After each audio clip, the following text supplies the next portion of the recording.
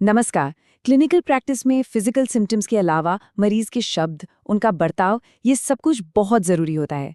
तो चलिए आज एक बहुत ही इंटरेस्टिंग केस स्टडी देखते हैं और समझते हैं कि क्लिनिकल ऑब्जर्वेशन असल में होता क्या है और ये हमें सही डायग्नोसिस तक कैसे पहुंचा सकता है।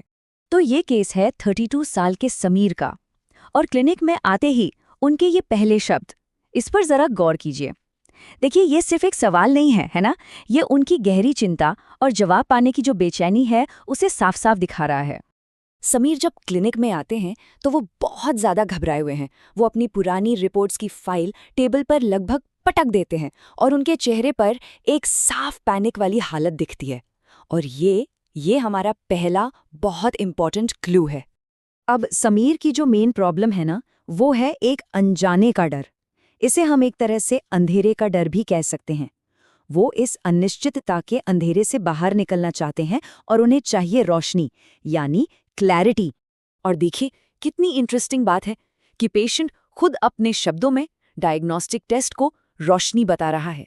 उसके लिए वो फुल बॉडी स्कैन ही वो रोशनी है जो उसकी अनिश्चितता के अंधेरे को दूर कर सकती है। तो यहाँ पर हम पेशेंट के दिमाग में जो लड़ाई चल रही है उसे साफ साफ देख सकते हैं। एक तरफ है अज्ञानता का अंधेरा और डर, और दूसरी तरफ है क्लैरिटी, यानी रोशनी पाने की एक जबरदस्त मांग।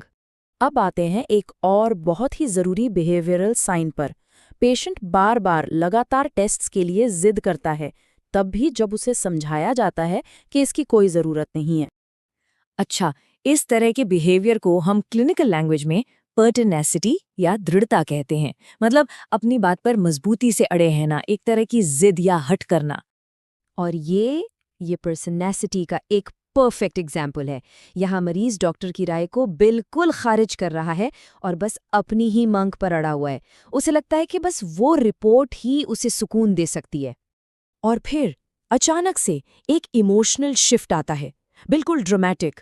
जो जिद थी, जो हट था, वो अब एकदम से हेल्पलेसनेस यानी बेबसी में बदल जाता है। और ये वो मोमेंट है जहां पेशेंट इमोशनली रूप से बिल्कुल टूट जाता है।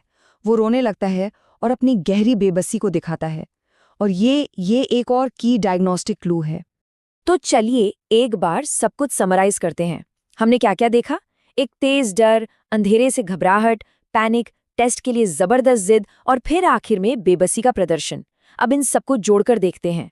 तो अब आता है वो मोमेंट जहां ये सारी अलग अलग क्लूज, ये सारे पीसेस एक साथ जुड़ते हैं और एक पूरी क्लिनिकल तस्वीर बनाते हैं।